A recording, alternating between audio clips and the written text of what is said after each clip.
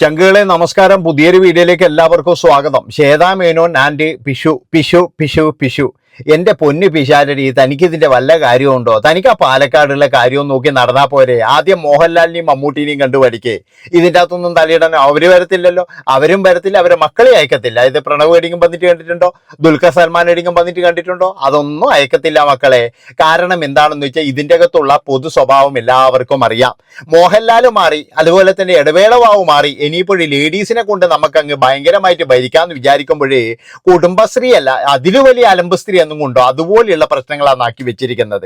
അതായത് ഇവരെന്താണ് പറയുന്നത്? ഒരു സ്റ്റാൻഡേർഡ് എന്ന് പറയുന്നത് ഈ സിനിമാ താരങ്ങൾക്ക് ഇല്ലടോ. ഇവറ്റകൾക്കൊക്കെ എന്ന് പറഞ്ഞു കഴിഞ്ഞാൽ കുറെ പണവും പത്രാസും ഉണ്ട് എന്നല്ലാതെ ഒരു സ്റ്റാൻഡേർഡോ അല്ലെങ്കിൽ ഒരു മര്യാദയോ ഒന്നുമില്ല.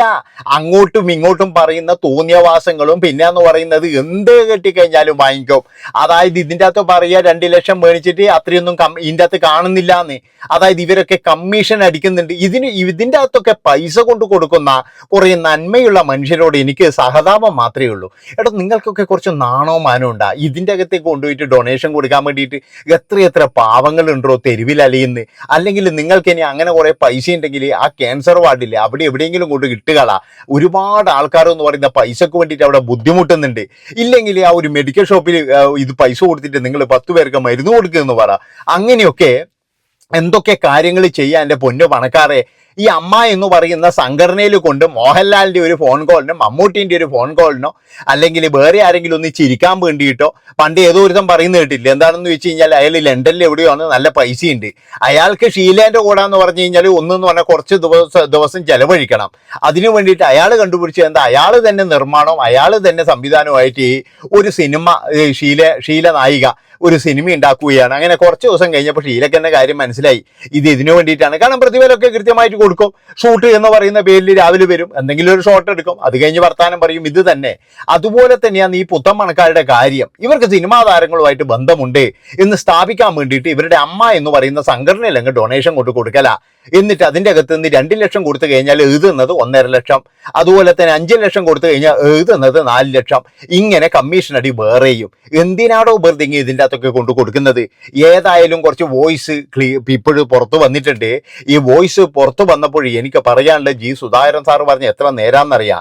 ഈ സംഘടന കൊണ്ട് മനുഷ്യ സമൂഹത്തിന് തന്നെ എന്ന് പറഞ്ഞു കഴിഞ്ഞാൽ ഒരു ഗുണവുമില്ല. ആകെ ഇവര് ചെയ്യുന്നത് എന്ന് പറഞ്ഞു കഴിഞ്ഞാൽ മറ്റേ അപ്പകഷ്ണം ഇട്ട് കൊടുക്കുന്ന പോലെ കുറച്ച് കൈനീട്ടം കൊടുക്കുന്നുണ്ട്. അതുപോലെ തന്നെ എന്ന് പറഞ്ഞു കഴിഞ്ഞാൽ ഇവരുടെ ഈ തീറ്റയും ഇതൊക്കെ നടക്കുന്നുണ്ട്. അല്ലാതെ എന്ന് പറഞ്ഞു കഴിഞ്ഞാൽ ഒരു ഇതുമില്ല. ഇപ്പോഴും മാധ്യമങ്ങൾ മുഴുവൻ എന്ന് പറഞ്ഞു കഴിഞ്ഞാൽ ഇതിന്റെ പുറകാണ്. ഇതിൻ്റെ അകത്ത് നിന്ന് വരുന്ന പുഴുക്കുത്തലുകൾ ഈ പിശാരടിക്കൊക്കെ വല്ല കാര്യമുണ്ടോ? അനുഭവിച്ചാൽ നല്ലോണം അനുഭവിച്ചോ. ഇങ്ങനെയുള്ള സ്ഥലത്ത് പോയിട്ട് തലയിട്ട് കൊടുത്തിട്ടല്ലേ പിശാരടി ഇതൊക്കെ അനുഭവിക്കേണ്ടി വന്നത്. പിന്നെ വേറൊരു കാര്യം എന്ന് പറഞ്ഞു കഴിഞ്ഞാൽ ഇതിൻ്റെ അകത്ത് ശ്വേതാ മേനോന് അത്ര ക്ലിയർ ആണെന്നൊന്നും പറയാൻ പറ്റൂല. ശ്വേതാ മേനോനും പിന്നെ എന്ന് പറഞ്ഞാൽ പിശാരടിയും തമ്മിലുള്ള ആ ഒരു അവർ തമ്മിലുള്ള ഒരു എന്താ പറയുക ഒരു എന്താ സ്നേഹബന്ധം അല്ലെ ഒരു സഹപ്രവർത്തക ബന്ധം വെച്ചിട്ട് അതിങ്ങനെ ഒരു വിഷയം പറഞ്ഞപ്പോൾ അതെടുത്ത് പുറത്തു വിട്ടതും ശരിയാണെന്ന് ഞാൻ ഒരിക്കലും പറയത്തില്ല. ഒരിക്കലും ഈ വോയിസ് നോട്ട് പുറത്തു വിട്ടത് ശരിയാണെന്ന് നമുക്ക് അംഗീകരിക്കാനേ കഴിയില്ല. പിന്നെ വേറൊരു കാര്യം, ഇതിൻ്റെ അകത്തുള്ള പുഴുക്കുത്തലുകൾക്ക് ഇങ്ങനെ നമുക്ക് അറിയാൻ കഴിയുള്ളൂ. അതായത് ഞാൻ പറഞ്ഞല്ലോ, ഇതിൻ്റെ അകത്ത് എന്ന് പറഞ്ഞ് ഈ അമ്മ എന്ന് പറയുന്ന സംഘടനയുടെ ആ ഒരു ഹെഡ് ഓഫീസ് ഇല്ലേ, അത് തന്നെ എടുത്തു കൊണ്ടുപോയിട്ട് എവിടെയെങ്കിലും കൊണ്ടുപോയിട്ട് മുക്കിക്കളയണമെന്നേ ഞാൻ പറയുള്ളൂ. അല്ലാതെ ഇവറ്റകൾക്ക് ഒരു സംഘടനയും വേണ്ട. മോഹൻലാലോ മമ്മൂട്ടിയോ തിരിഞ്ഞു നോക്കുന്നില്ല ഇതിൻ്റെ അകത്ത്. അവരുടെ മക്കളും വരത്തില്ല. അതായത് ദുൽഖർ സൽമാനോ പ്രണവ് ഏതെങ്കിലും യോഗത്തിന് വന്നിട്ട് നിങ്ങൾ കണ്ടിട്ടുണ്ടാ? ഒരു യോഗത്തിനും വരത്തില്ല അവരൊന്നും. കാരണം അവർക്കൊക്കെ വേറെ പണിയുണ്ടേ. ഏതായാലും ഒരു കാര്യം നമുക്ക് ഒന്നൊന്നായിട്ട് അങ്ങനെ കേട്ടിട്ട് വരാം കേട്ടാ. ഓരോന്നോരോന്ന് വെച്ചിട്ട് കേട്ടിട്ട് വരാം. അങ്ങനെ ചെയ്തു എന്നോട് ചോദിച്ചാൽ ഞാൻ എന്താ പറയാ? അങ്ങനെ അന്ന് അവര് ചെയ്തു, സംഘടന ചെയ്തു. അങ്ങനെ ചെയ്യാൻ പാടില്ല. അഡോക്ക് കമ്മിറ്റി ഒരു പോളിസി ഉണ്ടാക്കാൻ അല്ല അഡോക്ക് അല്ലല്ലോ, ഞാൻ പിഷുവിന്റെ മുകളിലല്ല പറയുന്നത്. പിഷു അല്ല, ഞാൻ പറയുക നിങ്ങൾ ചെയ്തത് ചെയ്തു എന്നുള്ളത് എനിക്കും അറിയാന്നേ. എനിക്കും അറിയാം അഡോക്ക് കമ്മിറ്റിക്ക് ഒരു പോളിസി ഉണ്ടാക്കാൻ പറ്റില്ല. ബേസിക്കലി എനിക്കും എന്റെ കുറച്ച് കമ്മിറ്റി മെമ്പേഴ്സ് അങ്ങനെ തന്നെ ഞാൻ പറയുള്ളൂ, നിരപരാധിത്വം തെളിയിക്കാൻ പറ്റാത്ത ഒരു സാഹചര്യമാണ് അല്ലേ? അല്ല, നിങ്ങൾക്ക് കമ്മിറ്റിയിൽ ഇരുന്നുകൊണ്ട് നിരപരാധിത്വം തെളിയിക്കാൻ പറ്റില്ല. ഓക്കെ അപ്പൊ പിന്നെ കഴിഞ്ഞില്ലേ? ഇതിന് സാങ്കേതികമായിട്ടുള്ള പ്രശ്നം എന്റെ അറിവിൽ ഞാൻ എഴുതിയ ഒരു പരീക്ഷ എന്താണ്? ഹലോ നിങ്ങൾക്കെതിരെ ആരോപണം കേട്ടില്ല. ഞാൻ എഴുതിയ ഞാനൊരു ഉദാഹരണമാണ് പറയുന്നത്. ഞാൻ എഴുതിയ ഒരു പരീക്ഷയുടെ പേപ്പർ ഞാൻ തന്നെ നോക്കാൻ പാടില്ലല്ലോ. അപ്പം നിങ്ങൾക്കെതിരെ ഒരു ആരോപണം ഉണ്ടായി കഴിയുമ്പോ അത് ഞങ്ങൾ തന്നെ അന്വേഷിച്ച് തെളിയിക്കാന്ന് പറയുന്ന പോലെയാണ് പൊതുജന അല്ലെ കമ്മിറ്റി തന്നെ എടുക്കുള്ളൂ. അതുകൊണ്ടാണ് ഇതിന്റെ ഒരു നല്ലൊരു എക്സാമ്പിൾ ഞാൻ പറഞ്ഞുതരാം. ഞാൻ എന്റെ 11th സ്റ്റാൻഡേർഡിന്റെ എക്സാമില് ഞാൻ ഇംഗ്ലീഷിൽ എനിക്ക് 23 മാർക്സാ കിട്ടിയത്, ഫെയിൽ.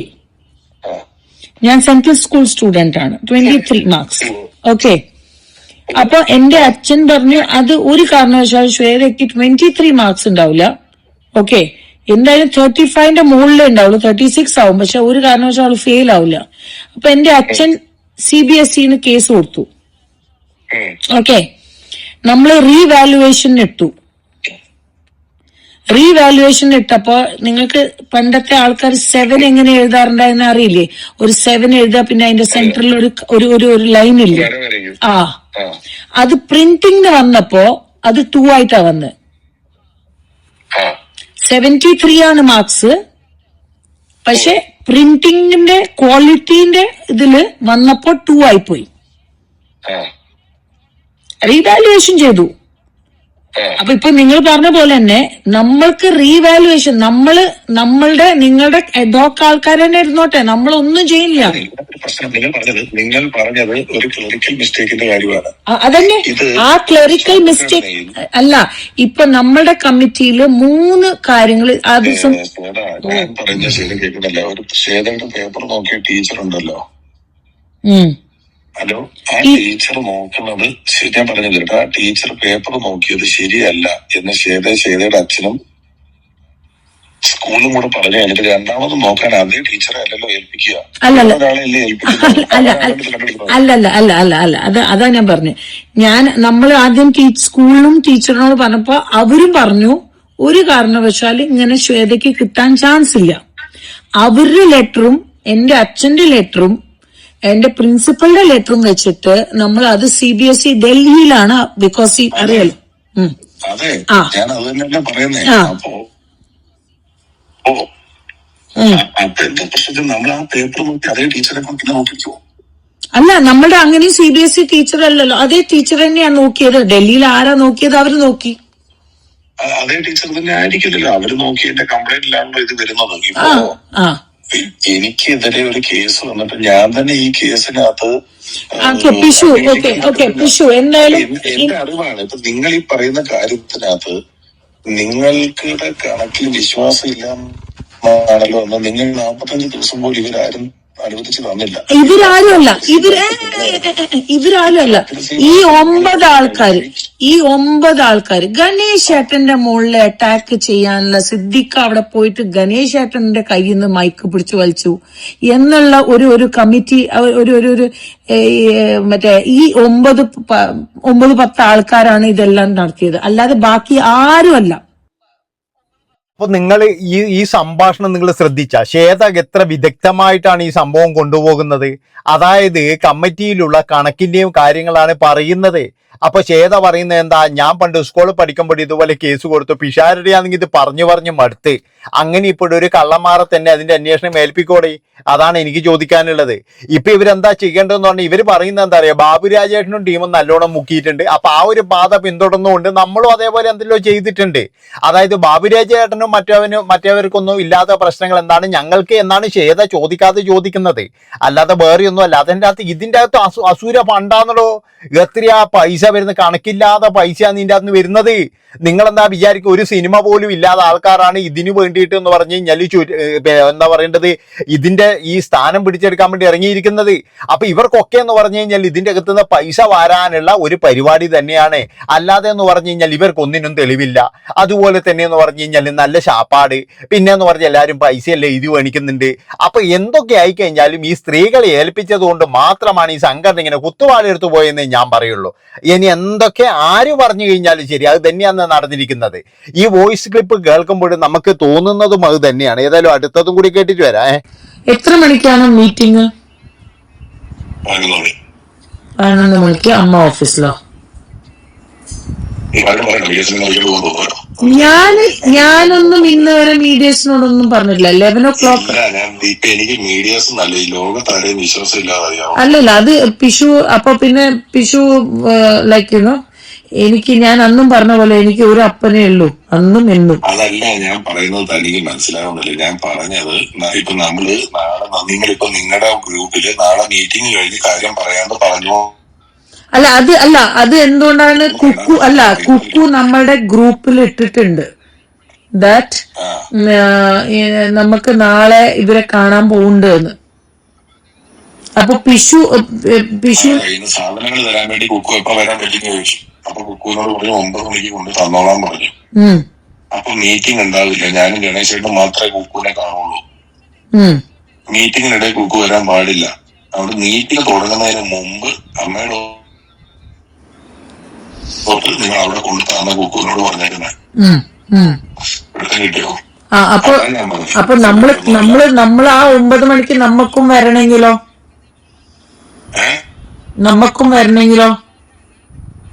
എത്ര മണിക്കാണ് മീറ്റിംഗ്? ഇതിന്റെ അകത്തുനിന്ന് നമ്മളെന്നാ മനസ്സിലാക്കേണ്ടതെന്ന് പറഞ്ഞു കഴിഞ്ഞാൽ ഈ കുക്കു ആയാലും മക്കു ആയാലും ഇവരെയൊക്കെ നമ്മൾ കേൾക്കുന്നത് എന്ന് പറഞ്ഞു കഴിഞ്ഞാൽ ഇങ്ങനെ ഒരു ഈ പ്രശ്നം വന്നതിന് ശേഷമാണ് ഇവരൊക്കെ ആരാണ് എന്താണ് എന്നൊക്കെ അറിയുന്നത്. പലരും പറയുന്നുണ്ട് പഴയ സിനിമകളിൽ അഭിനയിച്ചാടോ, ആ സിനിമയിൽ അഭിനയിച്ചാടോ, എന്തോന്നടേ പറയുന്നത്. അതായത് ഇതാണോ എന്നാ പറയേണ്ടത്? ഇതിന്റെ അകത്ത് ആരെയാണ് വിശ്വസിക്കേണ്ടത്? ഇപ്പൊ പിഷാരടി പറയുന്ന പോലെ എനിക്ക് ഒരാളെ പോലും വിശ്വാസമില്ല. അതായത് അങ്ങേരെക്കാണ് നല്ല രീതിയിലുള്ള തട്ട് കിട്ടിയിരിക്കുന്നത്. അതുകൊണ്ട് തന്നെ എന്ന് പറഞ്ഞാൽ ഈ പിഷാരടിയെ ഒരാളെ പോലും അതിനകത്ത് വിശ്വസിക്കാൻ തയ്യാറല്ല. ഒരാളെ പോലും വിശ്വസിക്കാൻ തയ്യാറല്ല. അയാൾക്ക് അങ്ങനെ നല്ല രീതിയിൽ കിട്ടിയിട്ടുണ്ട്. ഇപ്പൊ ഞാൻ പറഞ്ഞല്ലോ, ഇപ്പൊ പാലക്കാട് എന്ന് പറഞ്ഞാൽ പുതിയൊരു പേര് വരെ വീണ ഒരു MLA ആയിട്ട് മാറിക്കൊണ്ടിരിക്കുകയാണ് പിഷാരടി. ഇതിനകത്ത് പോകേണ്ട ആവശ്യമില്ലായിരുന്നു. ഇങ്ങനെ എന്ന് പറഞ്ഞു കഴിഞ്ഞാൽ വെറുതെ കയറിയിട്ട് ഇടപെട്ടാന്നേ ഞാൻ പറയുള്ളൂ. ഒരാവശ്യമില്ലാത്ത ഇടപെടുവാന്നൊക്കെ പറയുന്നില്ലേ, അതാണ് ഈ പിഷാരടിക്ക് സംഭവിച്ചത്. എന്നിട്ട് എനിക്ക് ലക്ഷ്മി എന്നെ വിളിച്ചിട്ട് ഞങ്ങളുടെ നമ്മുടെ ഓഫീസിന്റെ വീഡിയോ അങ്ങനെ ലീക്കായി ചോദിച്ചു. ഞാൻ പറഞ്ഞു നമുക്ക് ഇതുവരെ പാസ്വേഡോ താക്കോലോ ഒന്നും 11 ദിവസമായിട്ട് തന്നില്ല. ഞാൻ കുക്കുവിനെ ഞാൻ വിളിച്ചിട്ട് പറഞ്ഞു, ചേച്ചി സൗഹൃദമൊക്കെ ശരിയാണ്, നിങ്ങൾ നമ്മൾക്ക് ഈ സാധനങ്ങൾ തന്നില്ലെങ്കിൽ അത് ഭീകരമായ കുഴപ്പമാണ്. നിങ്ങൾ നമുക്ക് എല്ലാ സാധനങ്ങളും എന്തെങ്കിലും കുഴപ്പമുണ്ടെങ്കിൽ എല്ലാം കുക്കുവാണെന്ന് പറഞ്ഞു. അതുകൊണ്ട് എനിക്കൊരു പറ്റില്ല, ഞാൻ എഴുതിയിട്ട് തരുന്നത്. ഞാൻ താക്കോലും ക്യാമറയുടെ പാസ്വേഡും 2 ദിവസത്തിനകം തന്നില്ലെങ്കിൽ വേറെ വഴി നോക്കുന്നു പറഞ്ഞിട്ടാണ് നാളെ തരുമെന്ന് പറഞ്ഞേക്കുന്നത്. ഇതാണ് ഇതിന്റെ അവസ്ഥ. അപ്പോ 2 കാര്യം അപ്പൊ നിങ്ങൾ ഇതൊക്കെ ചെയ്തു കഴിഞ്ഞിട്ടുണ്ടെങ്കിൽ നമുക്ക് എങ്ങനെ നിരപരാധിത്വം തെളിയിക്കാൻ പറ്റും? ബിക്കോസ് നമ്മൾ പറയും നമ്മുടെ അപ്പൊ ഞാൻ എന്റെ തലയിൽ എന്തായാലും എടുക്കൂല.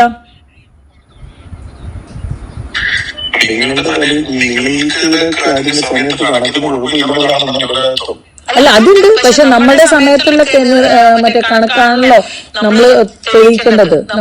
നമ്മൾ അവിടെ നിന്നിട്ട് നമ്മൾക്ക് April 1 തൊട്ടിട്ട് March 31 വരെക്കുള്ള കണക്ക്, അല്ലാതെ നമ്മള് ജൂൺ 20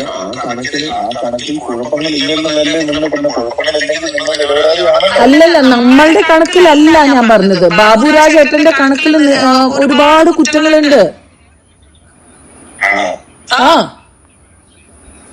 നമ്മള് ഫോറൻസിക് ഇന്റർണൽ ഓഡിറ്റ് ചെയ്യണം. എന്തുകൊണ്ടാണ് ആരും ചെയ്യാൻ സമ്മതിക്കുക? ബാബുരാജേട്ടന്റെ കണക്കിൽ ഒരുപാട് പ്രശ്നമുണ്ടോ? അത് മാത്രമല്ല, നിങ്ങൾക്ക് ഈ ക്യാമറന്റെ പാസ്വേഡും അതുപോലെ സകലതും തന്നു കഴിഞ്ഞാൽ നമ്മൾ എന്താണോ ചെയ്യാ? നമ്മൾ പിന്നെ എങ്ങനെയാണ് നമ്മുടെ നിരപരാധിത്വം വെളിപ്പെടുത്തുക? അവരതാ പറയുന്നത്. അതായത് ഇതൊന്നും പിഷാരടിക്കും ഗണേശേട്ടനൊന്നും കൊടുക്കാൻ വേണ്ടിയിട്ട് അവര് തയ്യാറല്ലായിരുന്നു. ഈ സംഭാഷണം എനിക്ക് തോന്നുന്നത് എന്താണെന്ന് വെച്ച് കഴിഞ്ഞാൽ പിഷാരടി ഇപ്പൊ രാജിവെച്ചില്ല, അതിന് മുന്നേ ഉള്ളൊരു സംഭാഷണമാണ്. അതായത് എന്തോ ഒരു കമ്മിറ്റി ആക്കിയിട്ടുണ്ടല്ലോ, ഈ ശ്വേത ഇറങ്ങിപ്പോയല്ലോ എന്നെ രക്ഷിക്കണേ എന്ന്. അതായത് കൃത്യമായിട്ട് പറഞ്ഞു കഴിഞ്ഞാൽ കണക്ക് അതിൻ്റെ അവിടെ ഒരു വലിയ പ്രശ്നം തന്നെ ആയിട്ടുണ്ട്. എന്താണെന്ന് വെച്ച് കഴിഞ്ഞാൽ ഇവർ പല ചെലവാക്കിയ പൈസക്കും അവിടെ കണക്കില്ല, ബില്ലില്ല, ഒരു ഒലക്കിയില്ലായിരുന്നു. കൃത്യമായിട്ടെന്ന് പറഞ്ഞാൽ ഇതിലെ അംഗങ്ങൾ കൃത്യമായിട്ടെന്ന് പറഞ്ഞാൽ മറുപടി പറയേണ്ടി വരും എന്നുള്ളതിൽ യാതൊരു സംശയവുമില്ല. അവിടെ അത്രയും തെണ്ടിത്തരം തന്നെയാണ് അവിടെ നടന്നിരിക്കുന്നത്. എൻ്റെ പൊന്നിലാലേട്ടാ പിന്നെ അതുപോലെ തന്നെ മമ്മൂക്ക, നിങ്ങൾക്കൊന്ന് അതിൻ്റെ അകത്തുനിന്ന് ഇറങ്ങിപ്പോയിക്കൂടെ? ഈറ്റങ്ങളെല്ലാം ഓടിച്ചിട്ട്. അയ്യോ, ഇതിപ്പോ ഇനി ആരെ ഏൽപ്പിക്കാനാണ്? എല്ലാരും കണക്കന്നെ ആയിരിക്കൂലേ? ഒരുപാട് അഴിമതികൾ നടന്നുണ്ട്. ഞാൻ വേണമെങ്കിൽ ഏതെങ്കിലും, എനിക്കറിയാം ഇപ്പൊ നല്ല ബിസിയാണ്, ഞാനൊരു 5 ക്ലയൻസിനെ ഞാൻ വേണമെങ്കിൽ നിങ്ങളെ ഇൻട്രൊഡ്യൂസ് ചെയ്യാം. അവര് ക്യാഷ് കൊടുത്തിട്ടുണ്ട്. ലാസ്റ്റ് ഇവർ ക്യാഷ് കൊടുത്ത കാര്യം, ക്യാഷ് നടത്തി ഈ ക്ലൈന്റ് പബ്ലിക്കായിട്ട് പറയൂല ശ്വേതേ. പബ്ലിക്കലി അല്ല, ഞാൻ പിഷുവിനോട് പറയാണ്, അത് കറക്റ്റ് ആണ്. അത് എനിക്കറിയാലോ. ഇത് ഞാൻ പറയുന്ന പ്രശ്നം എന്താണെന്നറിയാമോ?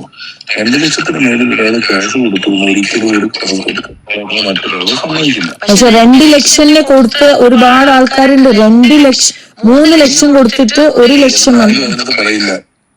അല്ല, അത് അറിയാം. അമ്മയും പലതും മാർക്കറ്റ് സമ്പ്രദായമായിരുന്നു. ഒരു സൗത്ത് അമ്മയിൽ വെച്ച് ഓർമ്മ എന്റെ വീട്ടിൽ വെച്ചു. ഇത് നമുക്ക് എങ്ങനെ പ്രൂവ് ചെയ്യാൻ പറ്റും? അതന്നെയാണ്. എല്ലാം അറിയാം, നമുക്ക് എല്ലാവർക്കും അറിയാം ഇത് ചെയ്തിട്ടുണ്ടെന്ന്. ഇതെങ്ങനെ പ്രൂവ് ചെയ്യും? ഇതൊന്നും ചെയ്യാൻ പറ്റത്തില്ല. അപ്പോൾ ഞാൻ പറഞ്ഞത് ഇത് നടത്തിയിട്ടുണ്ട്, നടത്താൻ കഴിവുള്ളതും കമ്മീഷൻ മേടിച്ചിട്ടും അല്ലാതെ ഇതൊക്കെ കൊണ്ടുപോയിട്ടുണ്ട്. പക്ഷെ നമ്മൾ കണക്കെടുത്ത് നോക്കിക്കഴിഞ്ഞാൽ ഇതിനകത്ത് വിഷയങ്ങളിൽ പറയുന്ന സാധനങ്ങൾ കണക്കന്വേഷിച്ചത് നമ്മൾ ഒരു ചാരിറ്റബിൾ ട്രസ്റ്റിന് ചെയ്യാൻ പാടില്ലാത്ത കാര്യങ്ങൾ ഇതിനകത്ത് വരും. ഡോക്ടർ റോണി വിഷ്ണു ഉണ്ണികൃഷ്ണന്റെ കമ്പനി ഈസ്റ്റ്. അപ്പോൾ പിഷാരടി തന്നെ പറയുന്നത് എന്താണെന്ന് വെച്ച് കഴിഞ്ഞാൽ ഇതൊന്നും ചെയ്യാൻ പറ്റില്ലടോ. കാരണം എന്താണെന്ന് വെച്ച് കഴിഞ്ഞാൽ ഇതൊക്കെ വലിയ മീനുകളാണ്. നമ്മൾ എന്ത് ചെയ്യും? നമ്മൾ ആരെ പോയിട്ട് പിടിക്കും? അപ്പം ഒന്നും ചെയ്യാൻ പറ്റൂല. അതുകൊണ്ട് തന്നെ എന്ന് പറഞ്ഞാൽ നമ്മളെന്ത് ചെയ്യാം? മിണ്ടാതെ ഇരുന്നോളാന്നാണ് പിഷാരടി വരെ പറയുന്നത്. അപ്പം ഇതെന്ന് പറയുന്നത് ശരിക്കും പറഞ്ഞു കഴിഞ്ഞാൽ അതോ ലോകം എന്നൊന്നും വിളിച്ചാൽ പോരെ. ഇനി അതിൽ വലിയ ലോകം എന്തൊക്കെ ഉണ്ടെങ്കിൽ അത് വിളിക്കേണ്ടിയിരുന്ന എനിക്ക് തോന്നുന്നത്. ഇത്രയും വൃത്തികെട്ട ഒരു കമ്മിറ്റി, ഒരു അമ്മ എന്ന് പറയുന്ന ഒരു സംഘടന ലോകത്ത് ഞാൻ കണ്ടിട്ടില്ല. ഇവന്മാരുടെയൊക്കെ കുത്തിത്തിരിപ്പും അതുപോലെ തന്നെ എന്ന് പറഞ്ഞു കഴിഞ്ഞാൽ എന്തൊക്കെയാ ഇതിൻ്റെ അകത്ത് നടക്കുന്നത്? എൻ്റെ ഭഗവാനെ, ഈ കേസ് ബാധിക്കാൻ മാത്രം എന്ന് പറഞ്ഞു കഴിഞ്ഞാൽ ഒരു 2 കോടതിയെങ്കിലും വേണ്ടിയിരുന്ന എനിക്ക് തോന്നുന്നത്. പിന്നെ ഇവറ്റകളെ അറസ്റ്റ് ചെയ്യേണ്ടെങ്കിൽ എന്ന് പറഞ്ഞാൽ ഒരു ജില്ല തന്നെ പോലീസ് സ്റ്റേഷൻ ആക്കേണ്ടിയിരുന്ന എനിക്ക് തോന്നുന്നത്. ഏതായാലും അടുത്ത വീഡിയോ ആയിട്ട് വരാം. നന്ദി, നമസ്കാരം.